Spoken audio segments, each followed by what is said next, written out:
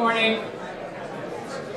Morning, everybody. I feel like I'm saying this a lot this year, but I'm loath to stop conversation. It's still one of my favourite sounds in rooms like this. You're all very welcome. My name is Stephen O'Leary. I am the president of Dublin Chamber for this year. I'm delighted to be here with you this morning.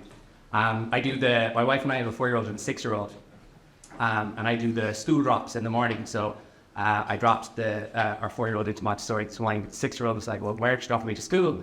And I said, "Well, I've got to talk at an event, and I think it's actually kind of a pretty big deal." And she said, "Are you wearing the chain?" I was like, "I am, and I'm wearing the chain." That's her barometer of whether it's important or not. She said, "I've also got a very big morning." I was like, "Okay." She's in senior infants. She said, "I'm getting married."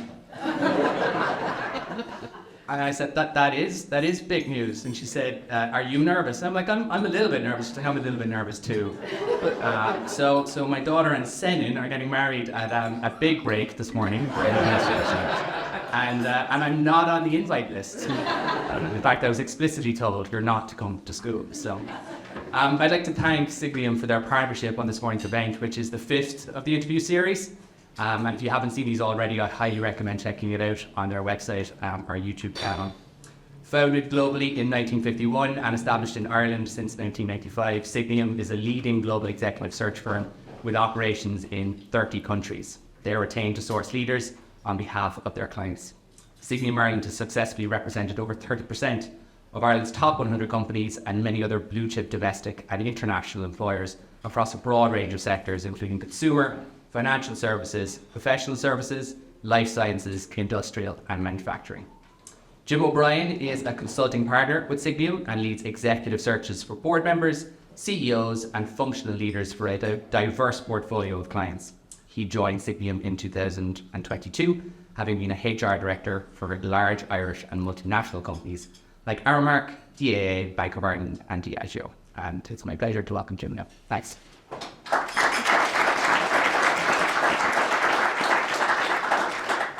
Am I live? I am. Good morning. Thanks for that intro to you, Stephen. It's just I'm going to do a very quick intro. I'm conscious that in events we've done before, Stephen said we've kind of gone it alone, but this morning we're here with the Dublin Chamber in partnership. So I'm going to do a quick 2-minute intro around Signium, and then we'll get to the main event quite quickly, if that's okay. As Stephen said, we were founded in 1995 when the Celtic Tiger was barely a cub. So we've been around the block a lot in this market, and we know this market very well. We're an executive search firm and we're a very broad range of clients, and we're delighted to work for the very largest PLCs in the country, like Smurfit Kappa. That's wonderful to have Ken and Sharon White and others here from Smurfit today. But we also work for a broad range of mid-size and smaller invested scaling companies as well. So we're a very broad-based organisation. This is the 5th in the series of the Signium interviews. And I would encourage you to have a look at our podcasts from previous events. We've had you're lucky to have some very good speakers in the past, and it's a good broad range of industries. One person who can't be here today, and I know quite a number of you here know personally, is our managing partner, Martin McAvoy, who founded the firm 28 years ago. Martin is recovering from an operation, and he is absolutely devastated not to be here today. So he's in good recovery, and he'll be back with us early in the new year, but he's wishing everybody well here today. He's already been on WhatsApp about 4 times to me today, so it's all good. It's all good. So this time we have partnered with Dublin Chamber, and we're delighted with the partnership with Dublin Chamber. They've been absolutely fantastic in support and really quite experts in organising venues and basically doing a lot of the things that we have. Signium is not our day job, it's their day job, and they're experts. I will thank you. Carol, Ryan, Sophie, the team have been fantastic. Thank you so much. So to the main event, our partner, Paul Holland, is going to speak with Ken for about 35 minutes shortly, and at the end of that, I'm going to come back on stage and I'm going to facilitate a short kind of Q&A. So if you've got questions, have a think about that then, and we facilitate that and we get you on your way for about 10 a.m. Although Paul's day job is an executive search partner and executive coach, he's also got a strong track record in celebrity and business interviewing. And for some of you I see in the audience who were at the Rona Nagara event in September, you're probably wondering how Paddy Cusey ever got the Late Late Show cake. And so to Ken himself, a graduate of the Chartered Institute of Management Accountants. Ken holds first-class MBA from UCD. He was appointed Group CFO with Smurfit Kappa in April 2016, having previously been in Group FC and various roles with the company back to 1994.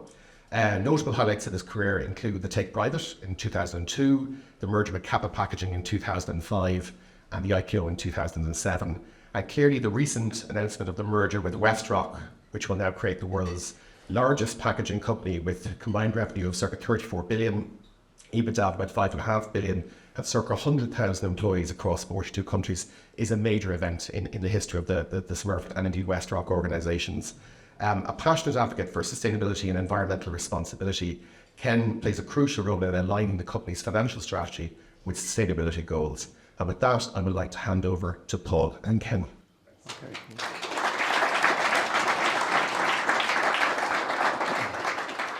Morning, everyone. Thanks for making the effort to come out this morning.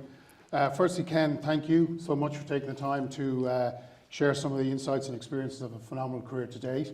I suspect the most spectacular chapter is just about to be written or being written as we speak, and we'll come back to that later. But maybe start at the beginning in terms of your career with Smurfit almost 30 years ago. I think you joined the day after Ray Houghton scored the famous goal in Giant Stadium. Did anyone else show up for work that morning, or was it just you? I barely showed up for work that morning. I'm still not entirely sure how I showed up for work that morning. My boss, John Mitchell, arrived back on the Wednesday. And it's it's really simple. It makes it easy for me to remember the day. And my mother still texts me every year, say it's another year. I think she's happy I got a stable job at some point. But it's a blink of an eye, though, Paul. Like it's gas to think it's 30 years next year. But I suppose most people kind of think of a career, move around, go to different places, take up different roles. I've been kind of blessed with the fact that I haven't had to do that. At just about every turn, I've had something to go to or do or be asked to do or told to do. That was running internal audit for a short time. And also, but I think, where things have happened, I've kind of jumped in and said, I'll give that a go. And I believe you were the first non-chartered accountant hired by the group. Yep, absolutely. It was a full EY shop back in '94. And then I rocked up for whatever reason.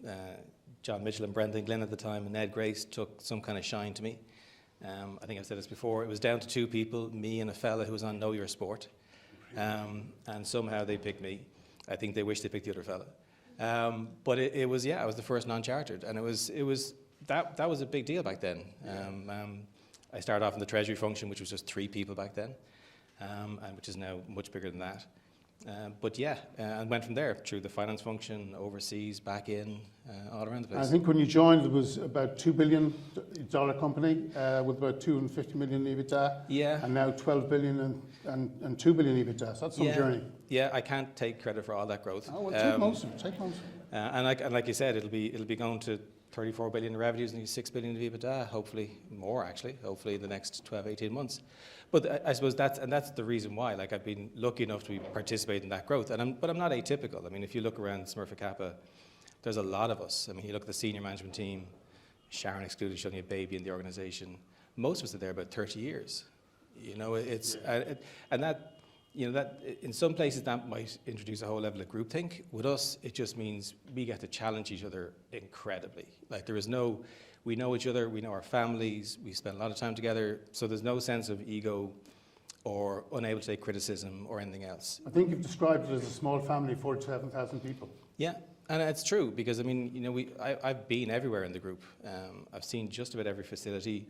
And a lot of the people now who are kind of senior managers were kind of young people back in '94, like I was. So we watched people take on new roles. We watched people get married. We watched people get divorced, like Senan and your daughter will at probably break time tomorrow. And small break. It'll be all done by then. And we just all grown together, and it's incredible. And sometimes feel when you're talking about it's a bit like a cult. It doesn't suit everybody. Clearly, otherwise we'd be a small family of 150,000 people. But it works for those of us that stay in. But you have to be willing to kind of put yourself into that, and you have to be willing to work for the organisation as a whole. And how do you think you keep the familial atmosphere and focus in terms of when you go up to 100,000 people now with the new merger? Lots more red wine. The one thing you've been guaranteed about Smurfit dinner is the wine is always good. So it's meeting. Like we never have a plant visit without have a dinner with the management team. We never have a quarterly review without a couple of dinners. We make sure that there's some wraparound where you can pause, reflect, have a conversation with the kids, have a a beer, which I get given out to because it's very uncultured, and then some red wine, or a gin and tonic in Sharon's case. But it's about breaking down that barrier between, you can work for an organization or you can be part of an organization. And we have a very simple philosophy, which is you should be part of the organization. And that extends to should be right the way to when you leave, right? So Tony's maxim would be that, when you get to that place where you leave and you retire, you should be able to look back and say, I've done some good. And that isn't the top line or the bottom line. It's that extended responsibility to your team and the community around you, and that you've taken your senior responsibility and your senior management position and said, no, I am going to go and make sure that somebody else gets impacted positively for what we do. And that's what we try to do, subtly, quietly in many, many ways. But that's the role. And I think you get more out of a place for that. Yeah. And turning to the merger then, I mean, obviously, respecting market sensitivities, what can you tell us in terms of the strategic rationale? And I mean, it's a total game changer, not just for Smurfit Kappa, but for the industry itself on a global basis. It's phenomenal. Yeah, Smurfit WestRock will be 1/3 bigger than its nearest rival. It'll be the largest sustainable fibre-based packaging company in the world. I suppose for us, North America was unfinished business. I remember being part of the posse that left North America back in '98 because you couldn't make a return in that market. It was highly deconsolidated, cost of capital couldn't be returned in it. We just got out, came home, which led to a very interesting. Every time we met investors, they said, we really don't understand how your European business and a Latin American business, and again, well, actually, there's a big bit in the middle that you're forgetting. But we always felt it was a place we go back to. The problem is, it's a huge packaging market, and you can only go back in at scale. And the reality is we never had the opportunity to do that, because when you track back on our history, and you talked about some of the stuff that I was involved in, the go private, the merger with Kappa, and then the IPO, we were left with a very heavy balance sheet. At one point we were 7.5 times levered. You can do nothing in that sense. All you can do is drive the business for growth and try and make returns out of internal investment. And that was the journey. So if you like, the opportunity that myself and Tony had, which was a 5-year journey in itself, was built on the work that Tony and Ian and Gary had done in the decade before, which was built on the work that Gary and Paddy Wright and Michael had done. So it wasn't, we didn't come up with this. It's been a 30-year journey, if you like, to create the opportunity. Well, it's some turnaround in a couple of years from when you were, fending off international paper a couple of years ago. Yeah. Now to go on the offense and spear a merger like that. It's phenomenal. Well, yeah, IP was a genuinely scary moment, though. Yeah. Right. So we had a meeting with some of our advisors at the start of the year, and they said to us, you know what, IP will not come for anybody this year. And the next day we got a phone call, genuinely on Valentine's Day as it happened. So it was a genuinely scary moment, because there is a sense of, hold on a second, I was only in the role about 18 months. And kind of, this could all be taken away from us. And the cultural differences were so clear that it really wasn't about myself or Tony. It was about the 48 or 47,000 at the time that were in the organization. How would they be left in the sense of with an organization that didn't culturally align with what they were doing, was very different in terms of philosophy and approach. So it became very simple. When we got through that, and that journey itself was interesting, myself and Tony just looked at each other and said, this can never happen again. We can never allow ourselves to be put in this position when someone can take us. And so that's when we said, well, the only way to do that is kind of back ourselves. So we stood up on that February 18, we put out our first real investment plan, which is a billion extra investment over 4 years. The market said, hate that. Share price went down 5% as I announced it, which is wonderfully comforting. But then the returns came through, and then we announced a second plan, and the returns came through.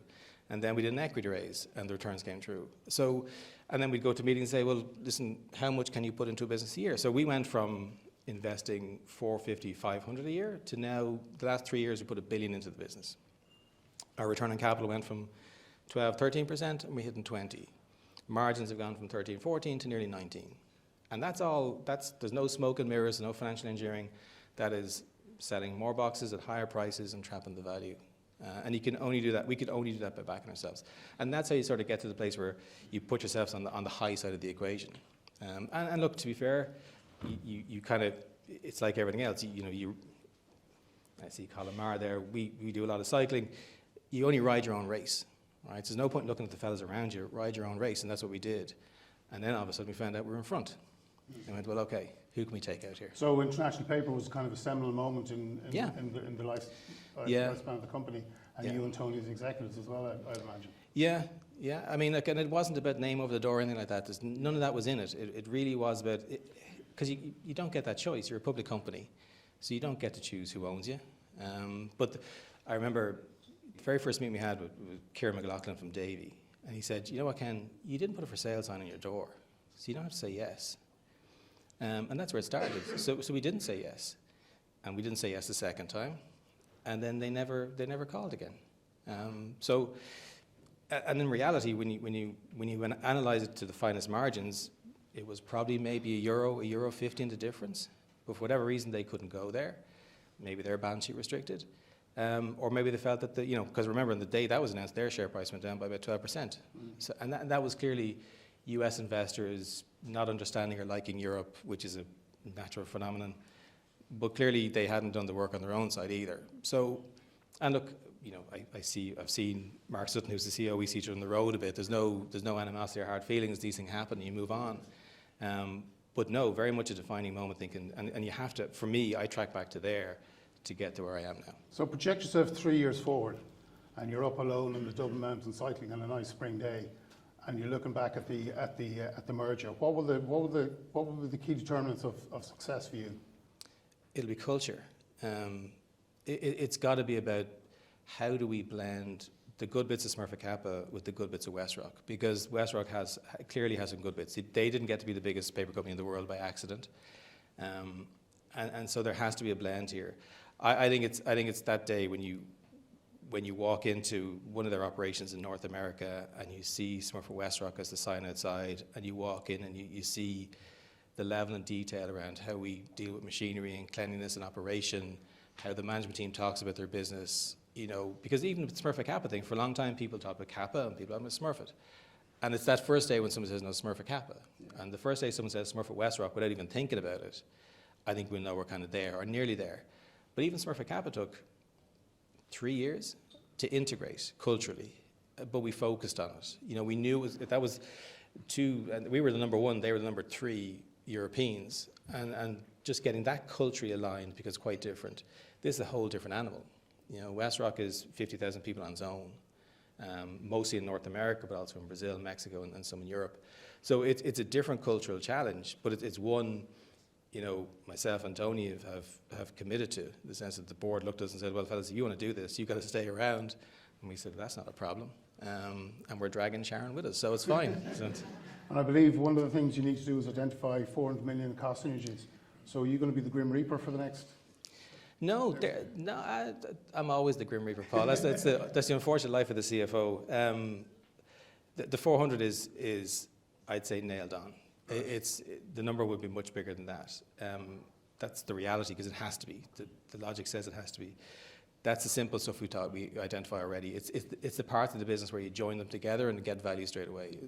The simple example is we buy a lot of paper in Latin America because we don't make it there. We buy it from other people, not WestRock. We'll now buy it from ourselves. They warehouse 1 million tons of paper in Europe. We'll just warehouse it in our places. It's really simple things get you to 400. It's the law of big numbers. Like it really is. You make purchasing savings in an organization to scale. It's a couple of 100 million easily. So I'm not worried about the 400. I'm worried about the next bit, right. where the Grim Reaper may have to appear. And turning to sustainability, which something that's genuinely very close to the DNA of the Smurfit Group. For example, I was amazed to hear that you recycle packaging 25 times, is it? Yeah, the fibre length has got better. So it used to be 10, but now we'll see the average box about 25 times its life. Wow, that's incredible. And you replant more trees than you use? Yep, and that's in Europe. I mean, most people kind of think that more trees are taken up than are not, but Europe has planted more trees per annum every year for the last 25, 30 years. And remember that most trees go to furniture building, construction, places like that. We get everything else. We get the tops and the branches and the bits and pieces. So, but no, if you want to be in this game, you have to be a sustainable forester. You have to be interested in kind of agriculture and getting back to making sure the land is And kept. do you find that the Europeans are further along that journey than maybe the Americans, or is that? North Americans, yes. Latin America, no. Like if you were defining ESG across regionals and very broad generalizations, you would say Latin America and Europe are very, very clearly on a very singular path, which is incredibly positive. North America is probably 4 or 5 years behind. Asia maybe a further 4 or 5 years behind. And it's interesting when you go into investor relations, the tone of your conversation changes as you move across Why those do you think regions. that is, Ken? Is it political leadership? Is it what's No, driving that? I think it's no need, to be honest with you. I think in reality, if we think about Europe, Europe has a waste problem. Like we don't have a landmass that says I can shove waste anywhere. So if you go back in our history, the reality is that the business model we have, which is circular, is defined by the fact that you got to get rid of waste. And we figured out the best way to get rid of corrugated waste is to recycle it into new products and keep doing that until it goes back to nature. But if you're in North America, you don't have a landmass that suggests that you need to deal with waste in the same kind of way. And anybody who's been on holidays in Florida or anywhere else in the US can see the level of waste around them. But it's not that long ago that they were shipping barges out of New York, not that far out, and dumping stuff. So, and equally in Asia, which used to be the dumping ground for everybody else's waste. So I think it's more that Europe is constricted by land. What do you do with it? You can't, and like if I go back to the start of my career, I used to go to Europe to lobby to allow them not to burn corrugated, to allow us to recycle it. Right. So it's because they had to get rid of it. So it's not that long into the journey, but I think it's about that. You know, what are you going to do with it if you don't kind of deal with And that? are your US counterparts in the WestRock merger, are they ready for that journey, do you think? To be fair to WestRock, their sustainability credentials are very strong, and it was a key part of it. It's a question we get a bit, but you know they have a sustainable development report. It's assured. They have targets out to 2030. They're not that different than ours. They're quite commercially focused. I mean, in the marketplace, we present quite the same. I think the difference is. I heard a great phrase a few weeks ago, which is, you know, we talk about greenwashing as being the phrase for a number of years. The new phrase is green hushing, which is you can do it, but don't talk about it. And certainly not in Texas or Florida, Right. unless it's Austin. It's okay to talk about it in Austin, but not Dallas. So it's interesting. The tone of your conversation will change as you go around. In Europe, you know, you can have full-on meetings with someone like Lion Trust, which would be 45 minutes ESG, wall to wall, or web.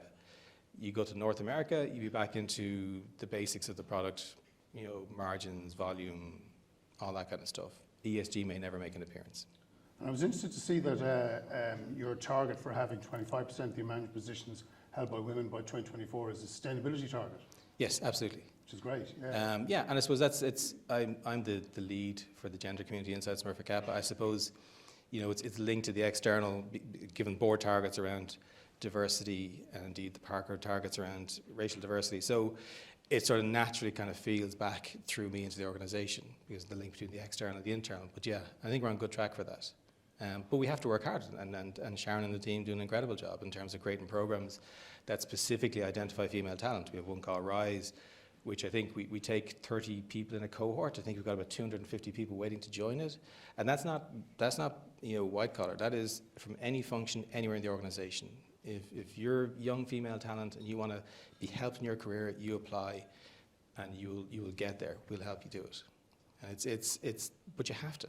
Like if we're not going to be diverse, then sure, look, we all just. And how close are you to hitting the 25% target for next year? Not far away. I'm looking at Sharon. I think I'm very close. Very, Well- very close. Well done, brilliant, brilliant. One thing from watching you the last or researching you the last couple of weeks, you continue to refer to the company's purpose. It's something that's obviously fundamentally very important to you, which you define as to create, protect, and care for products, people, and customers. What's that mean on a granular basis? We actually took a year to mine our purpose. So we actually went out and just asked people what, and it sort of goes back to a lot of people with long tenure, people who've been around a long time. We said, what does it mean to you? What does Smurfit Kappa actually mean to you when you think about it? Because we didn't want to do a kind of pace job. You know, UK rule says you need a purpose. Well, here's a purpose. Great, we move on. For us, it has to be real every single time because we're trying to create an organisation that's connected across all the 36 countries. It's got to feel like Smurfit Kappa, whether you're in Buenos Aires or Northampton or Lurgan or Dublin or Stalybridge. It's got to feel like the same Smurfit Kappa because the same customer walks through your door. So we went out and asked our people about our purpose. And the words that kept coming back were protect and care, protect and care, protect and care, everywhere. And then Tony actually added on create for the innovation piece. And it worked too. So our purpose is to create, protect and care. Create products, create roles, create communities, protect brands, protect reputations, protect products, care for people, care for communities, care for the planet. And when I talk to organizations about sustainability, because sometimes we get asked, because we've been on this journey for a long time, it's our 19th Sustainable Development Report this year. I say to people, if you don't know where to start with purpose. Like, what is the enduring reason you feel you exist? And what do you think that's going to be in 100 years? Because our purpose won't change. In 100 years' time, when somebody else is sitting here trying to close their jacket for a photographer, they'll also have a purpose to create, protect and care. You know, so it has to be real. So, and actually, it's been empowering in the organisation. People have really bought into it because they've helped build it, and they understand it, and it's not disconnected from them in that sense. So the rank and file of the organisation have ownership of it. Yeah, and they drive it. It's been incredible to watch how we haven't had to kind of promote the idea of create, protect, and care. It's almost like, well, of course that's our purpose. Sure, we knew that. You know, which is great. You know, but you got to. But again, I go back to it. We could have just, brought in a consultant and said, "What's our purpose?" and they would have charged us whatever to do it, and the organisation went, "That doesn't sound like us." So I think we're very good at the internal voice. We want to find out what's going on. We ask internally, and we listen. Is the difference. And if you look back now, what are you most proud of at your time in Smurfit, and maybe are there any things that, looking back with the benefit of hindsight, you would have done differently, which is a euphemism saying, what did you fuck up? The second one could be longer than the first one. I think IP, simply because, I love, listen, I'm a Manchester United supporter and a Dublin supporter. For many years, the underdog was the place I lived in life.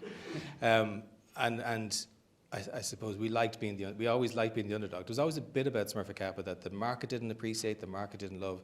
And like here in Ireland, clearly, AGM every year, Shane Ross's 10 questions asked the Smurfit management was always something we enjoyed waiting for.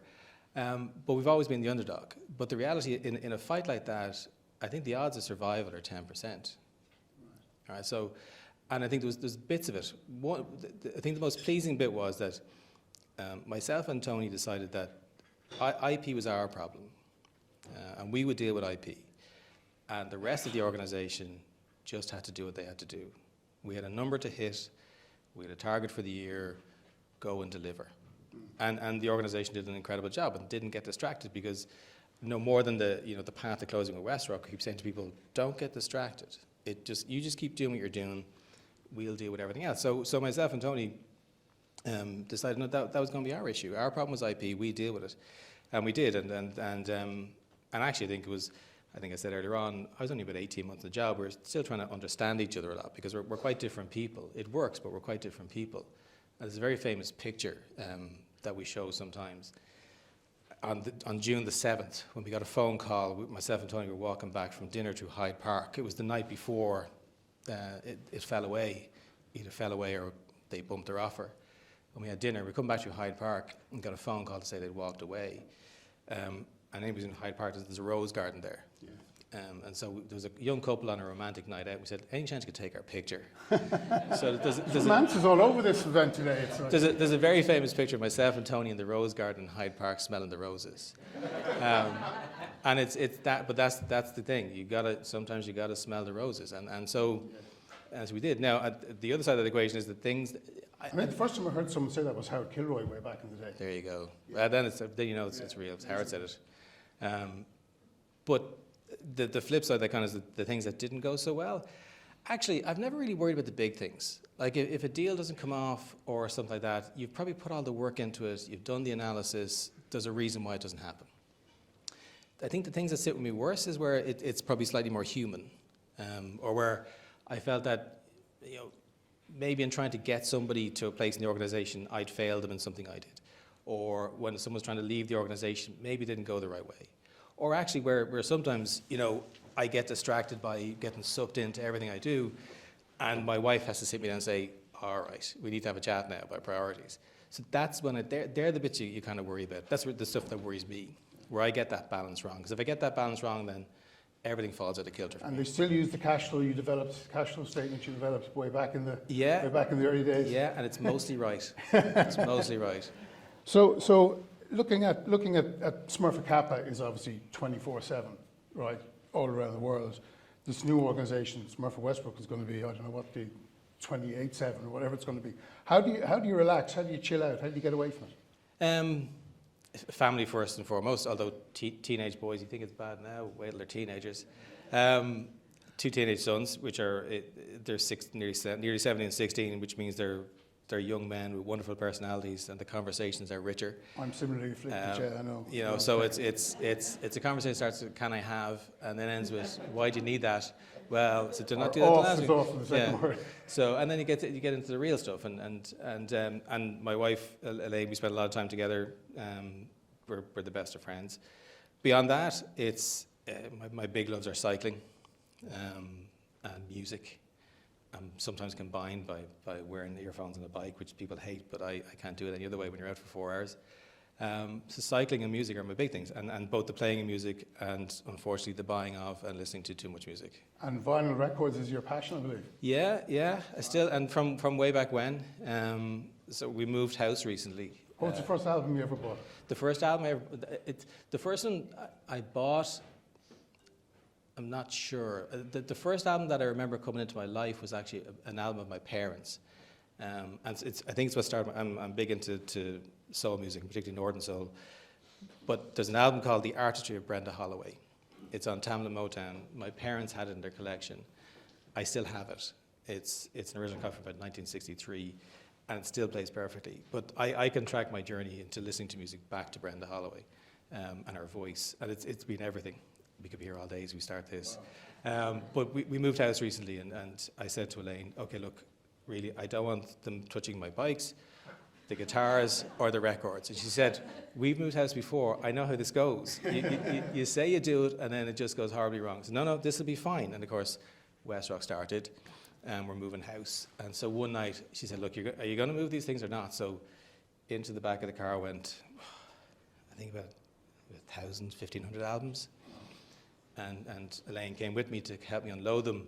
And I said to her, you should have stopped this. Like, this is clearly an addiction. Out of control. And she went, this was long before you met me. So so Brenda Holloway is where it started. I mean, it's been constant ever since. But listen, my circle of friends are similar. With something you'd share with Martin McAvoy, who's not here today. Yeah, exactly. Myself and Martin, I mean, to be fair to poor Carol, when they come in to talk about bits and pieces, it's supposed to be a serious conversation with headhunting. It generally turns into guitars and music, and there's 5 minutes at the end for, so what are we here for again? 2 quick questions before we finish, Ken. Just looking at the geopolitical situation globally at the moment, next year, 2024, 2 billion people, record number of people go to the polls, democratic elections, places like India, Europe, USA. And yet with wars in the Ukraine and the Middle East and the sword of Damocles that has Donald J. Trump for possibly 4 more years, the world seems very fragile, or is that how it looks to you? But the world's been fragile for, I'd suggest, for a long period of time. We just kind of have kind of sleepwalked to where we are now. We've allowed these things to happen. If you go back pre-COVID, we were worried about the rise of the right in France and populism and Marine Le Pen. But I think we watched post-COVID what happened in the US in 2016 kind of marked a watershed in how politics has turned. And if you look, I think, across the water to the UK and what's happening there now, you know, the idea of serving the people is clearly dead in a lot of economies. I said to my American colleagues last week, you got to explain to me how in a country of 230 million people, you end up with 2 people in their near 80s as your leaders. So like it doesn't work, and I suppose, you know, when you look at social media and its impact, you look at AI and its impact, you look at, you know, whether it's false narratives, other truths, it's difficult, and even what's happening in the Middle East is difficult because it's clearly a complex situation, a deeply complex situation that has never been sorted for whatever reason, going back to 1947 and David Ben-Gurion and the creation of it. Like it's and our place in that is, you know, we've been operating in Latin America since 1986. So complex macro political environments are nothing new to us in terms of how we operate. But it's clearly a world that's continue volatile. I mean, it's not even at the kind of macro political level. It's look at the climate. You know, even for our business, from a risk perspective, the risks have changed. You know, plants that were never kind of flood risk before are now flood risk. Plants that were never in earthquake zones are in earthquake zones. So look at the storms we've had this week. You know, people who believe that climate isn't happening, change isn't happening, are kind of kidding themselves. And I don't, you know, the kind of ramp up in those events post-COVID, and we had that kind of pause around, people saw blue skies, blue waters and liked it. There's been a really reverse reaction to that in what we see in the environment. And so the world, I think the world's going to continue to remain volatile. Again, do you see, talking about climate change, do you see different views or attitudes from the States to Latin America to Europe? Is it the same as? Well, look at COP26, look at COP27, COP28 will be the same.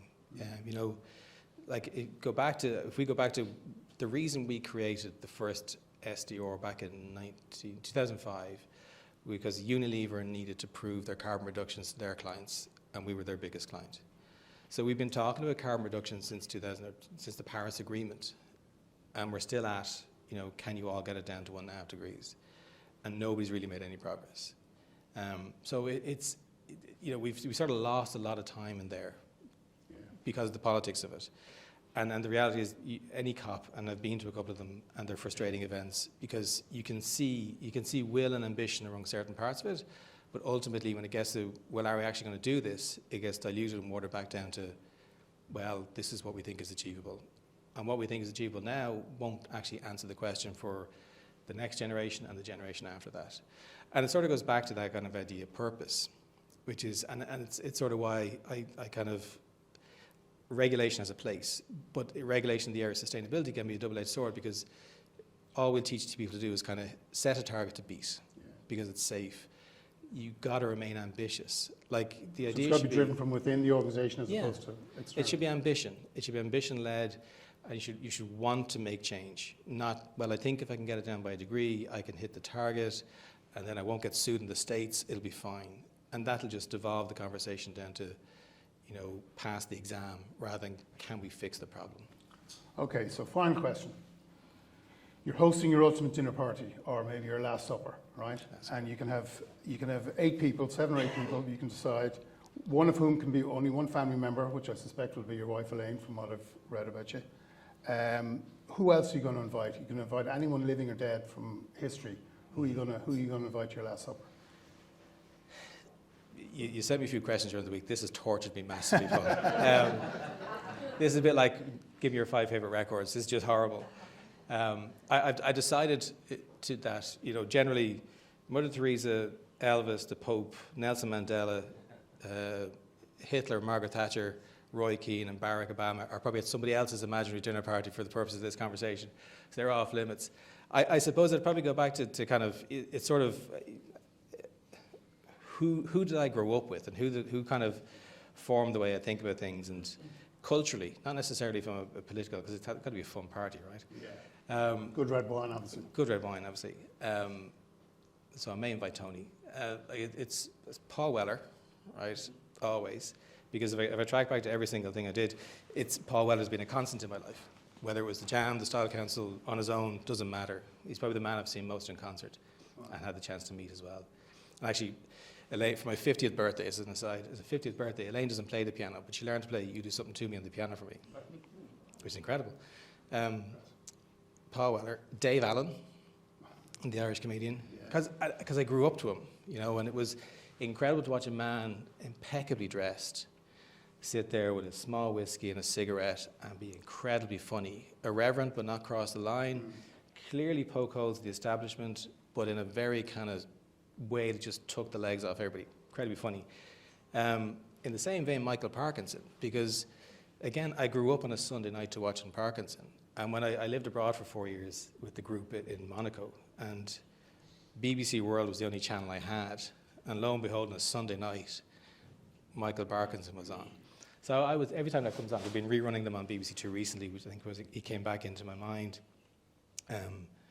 But the interviews are incredible. You know, got them wrong sometimes, Helen Mirren, Meg Ryan, but generally you watch the Billy Connolly ones or Richard Burton's. Muhammad Ali one was just Muhammad Ali. outrageous. It's a skill that's lost. Yeah. You know, you go back to the Late Late Show. Stand up to 3 now, right? Yeah. Couple of seats left. A couple of seats left. In the same way as Paul Weller, Johnny Marr, the guitarist from the Smiths, my guitar journey starts with Johnny Marr. And I'd only bring him along to kind of take him to a separate room and teach me how to play, what differences it makes properly versus the way I play it. There's a Dublin author, poet, playwright, filmmaker called Emmett Kirwan. He made a movie called Dublin Old School years ago.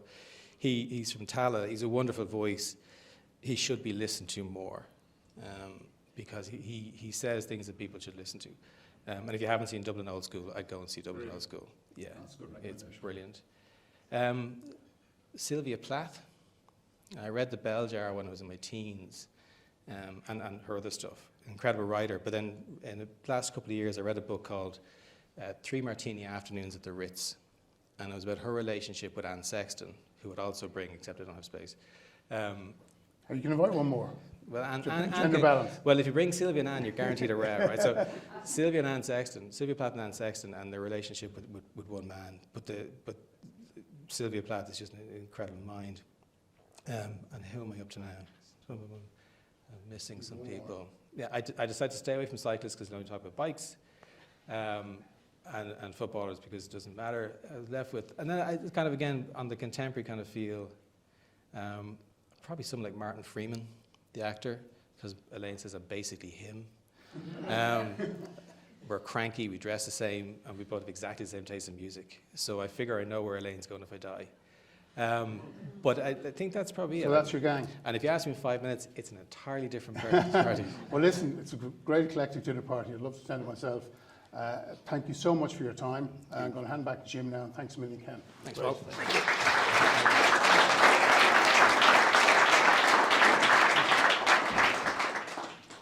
Thanks to Paul and Ken.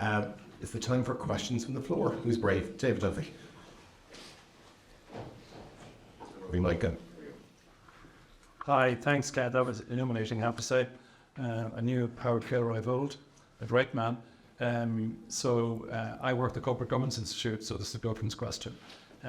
When you're either merging with or taking over WestRock, whichever it is, how do you go about aligning the governance of fair operation with yours, which could be a challenge because I think our attitude to governance and the principles in Europe might be somewhat different to the USA? I think, David, it's about, we place ourselves at the highest point because we could take the same view with things around sustainability in Latin America where maybe the rules aren't the same.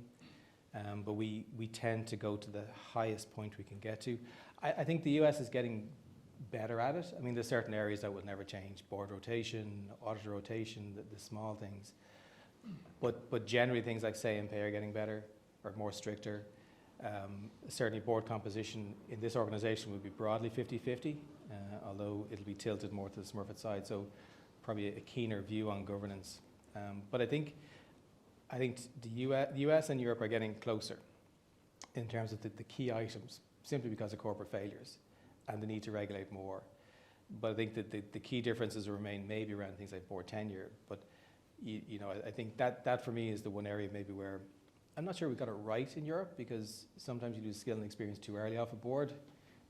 We saw that ourselves. John Maloney was on our board. There's no reason for John to go within he hit his 9 years. But you lose the amount of skill and experience you lose by that is incredible. So I think it's a delicate balance sometimes, but I don't think governance is going to be the issue, because I think we set ourselves fairly high standards inside on governance. And in the areas that matter in the US are heavily regulated anyway.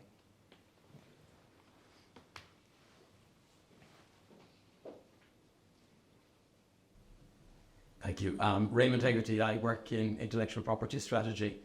Thank you for the very personal insights, and I really was interested in, you mentioned creativity as part of your purpose, and I was wondering, is IP due diligence coming up more and more in the transactions that you're doing now?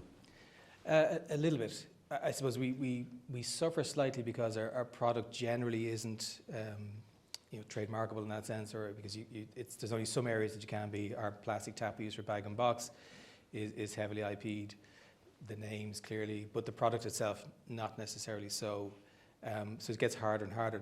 There are some areas we do, but actually as part of any transaction. And nearly, do you know what, sometimes the transaction is based around the IP and the organization we're buying, because they may have some element of technology that we don't have.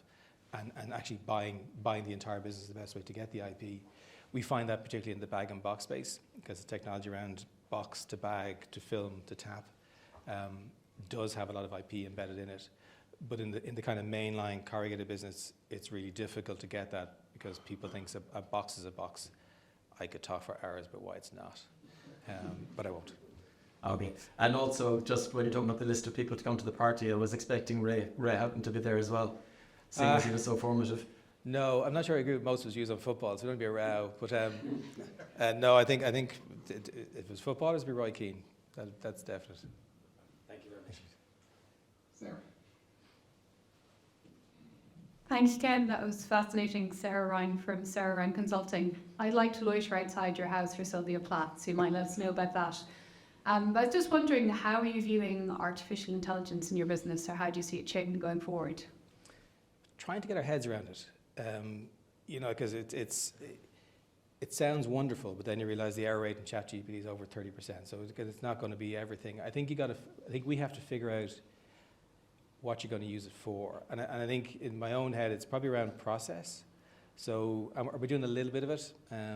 Our finance team in Colombia are using it for kind of AP and AR to kind of do payment runs and kind of sort invoices.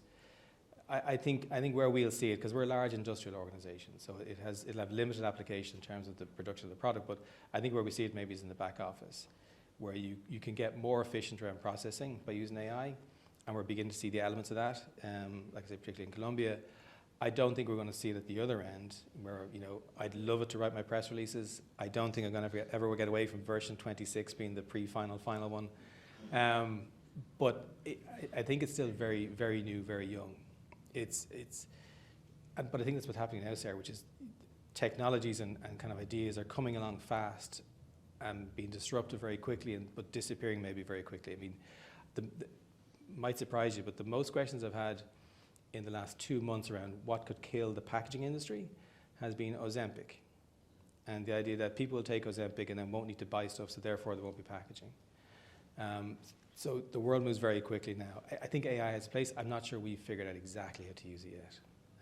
But I think more processing, so you'll see it as kind of cost takeout, headcount reduction at the back end, less so, I think, on the front end.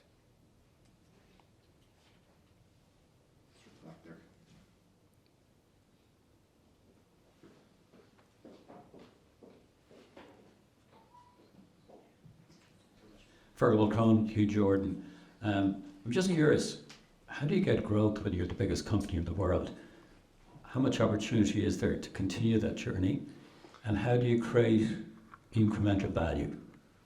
I think the incremental value is created by the fact that neither of us are valued correctly at the moment, and particularly us. I think there's a disconnect between ourselves and our next peer of about 1-2 times. So like by the mere act of us moving to the US, that has a theoretical impact on the share price of something around $20, just by going to the US versus Europe. That's the multiple difference between Europe and the US. In terms of your first question, I actually think there's the future structural trends around packaging are still very, very strong. I don't think we've seen them come through yet. I think where you see e-commerce relatively mature in North America, it is not mature in Europe, and it's very nascent in Latin America, for example. So huge growth there.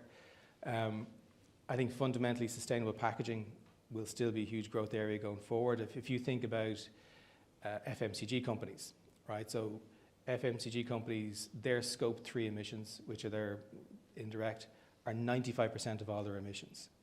So they got to look back to their supply chain in terms of where they get to their kind of 2030 targets. And the first place they turn to is ourselves. So I think, if you look, the way I do it is think of a supermarket, right? So if you think of a supermarket and the supermarket aisles 5 years ago versus now, and you go to the beverage aisle, there is no shrink wrap. It is folding carton around cans or can pack or top clip as we call it, all plastic gone. And if you go to the detergent aisle, folding cartons are now replacing, or rigid plastic containers are gone, replaced by corrugated and folding carton. And that's only in some products. And now you go to the fruit and vegetable aisles and you begin to see plastic punnets, which are now regulated out in France and Spain, be replaced by molded pulp, corrugated, other punnets. You know, we've developed a product called the Thermobox, which replaces polystyrene for long shipping of frozen products. So the ability of corrugated and folding carton to replace other more wasteful substrates or less sustainable substrates is ever growing because technology gets better. But I think there's some key trends that really haven't kicked in yet, particularly around sustainability. I think that the future growth for is still there, and particularly that North American part of our business, which is still a very different model of retailing than it is in Europe.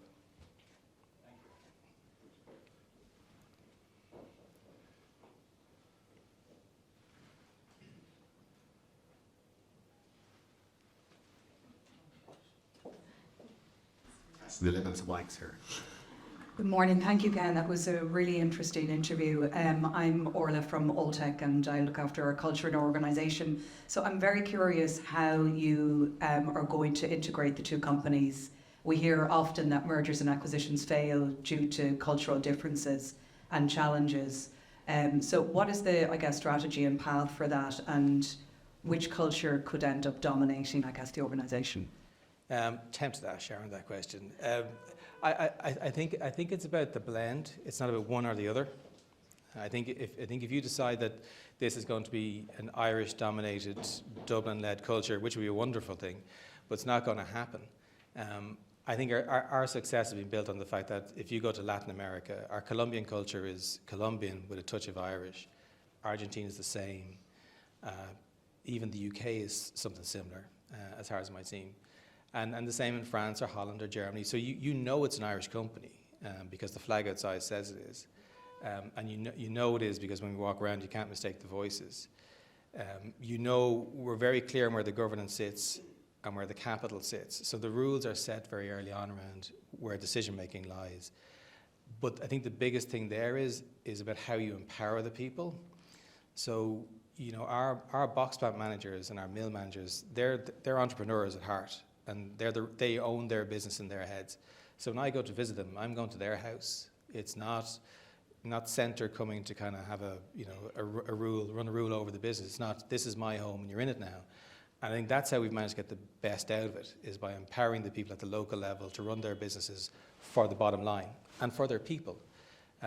But I think fundamentally, if we think this is going to be myself and Tony rocking up, saying this is how we do it back in Dublin, that just fails. Matt, I think you're completely correct. You fall over immediately. I think it's about understanding the culture of North America in the first instance, which is very, very different. You know, we know that already our Californian plants are quite different than our plants in Arizona, quite different to Texas. And we got to understand that first, respect it, but then change the parts that need changing. And I think if you do that in a respectful way and bring the people with you, and it'll take time. Like, this is a 3-4 year journey. This is not 6 months. And no doubt we'll make mistakes because we've done it before and made mistakes. But I think it's about respect for the people on the way in.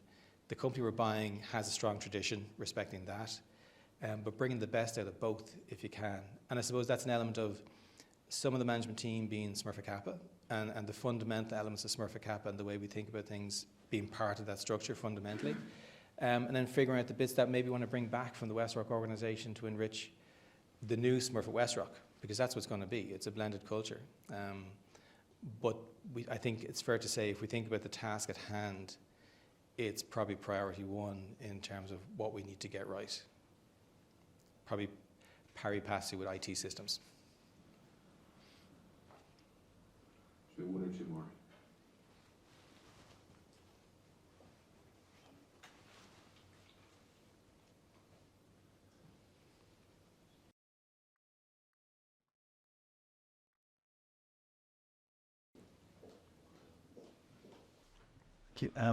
Brian O'Kennedy from Clearstream Solutions. First of all, well done, Paul. Super interview. We're in the ESG space, and it's great to hear. Michael O'Leary told me that this was the gobbledygook peddled by climate change loonies. To be fair to him, that was about 10 years ago, so I think even he's moved on.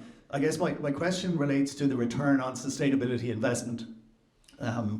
For a long time, sustainability or ESG was a peripheral hygiene factor for businesses. But as the finance person, as you look at sustainability as one of the things to invest in, how do you justify ESG as a potential a place for your investments? I think because it's less hygiene factor, it's more table stakes now. I mean, the reality is that you will not get included in the indexes unless you have a strong path towards targets. SBTI and 1.5 degrees are very much the norm. We've seen people being thrown out of SBTI now because they can't affirm their targets. So I think at that level, less hygiene, more table stakes. It's fair to say that the early days were more of a struggle, not necessarily for me, but for the business to understand, because you're putting capital into places and maybe it didn't get the returns they wanted. I think the way we do it though is to think about that as a kind of portfolio capital allocation model that says if you're going to put capital in any particular year, it needs to be built on maintenance, strategic growth, and ESG. So we will never have a year where ESG projects will dominate the investment cycle, because by their nature they'll drop rocky. But equally, those projects have got better over time. So we put a boiler into our plant in Nettingstorfer in 2018. That boiler cost 134 million. I think the returns at that point it was about 10% return. Not terrible, but not at the group average. But the price of gas then was €15 megawatt hour. If you look at the returns on that project now, when gas is nearly €50 megawatt hour, that thing is making 25-30% returns. So I think ESG projects by their nature get better over time, because that boiler is going to be there for 70 years. We're doing the same in Cali in Colombia next year. New boiler, $100 million. It reduced CO2 by 250,000 tons for the group. So really important in terms of 2030 targets. But I think fundamentally, if you go back from who's investing in your company and you think about Article 9, Article 8 funds and Article 6 funds, well then it's up to me as the finance guy, as you say, to be able to demonstrate the benefits from the financial returns and the non-financial returns. And the non-financial returns need to get sort of more prominence with the financial returns in their minds. That's why last year, for the first year, we issued our annual report and SDR report on the same day, which people still haven't forgiven me for. But it was necessary to show people that the prominence has to be given to those non-financial returns and your path towards 2030. Or are you really serious about it, or are you back to just talking about it and not doing it? So I think actually it's less that the organisation is kind of, or the external community is kind of reticent to kind of look at ESG projects. I think you've got to be able to demonstrate what those returns mean in the context of what you're trying to be as an organisation, and particularly those non-financial returns, and give them due prominence. So when you look at any of our stuff, we do blend the financial with the non-financial lot. And we're very clear about our sustainability journey and who we want to be. And it goes back to purpose again, which was, the creation of WestRock is the go-to sustainable packaging partner. So you start off with what we are is sustainable by nature, definition, and DNA. How we do it is a second question. And so you're trying to shift that in people's minds. We did a green bond in 2021. It was our first green bond. We raised 2 tranches of 500 million. We got 50 basis points for the first bond, 1% for the second. It's kind of free money. It was 7 times oversubscribed. So the appetite's there for green money, but you've got to be able to tell your story effectively. Thanks, Ken. We had a promise to get everybody on the road for 10 o'clock, so I'm going to keep it. So I'm going to draw it to a close. Just to do 2 things. First of all, to thank Ken and Paul for an excellent session. And second of all, to thank you all for coming.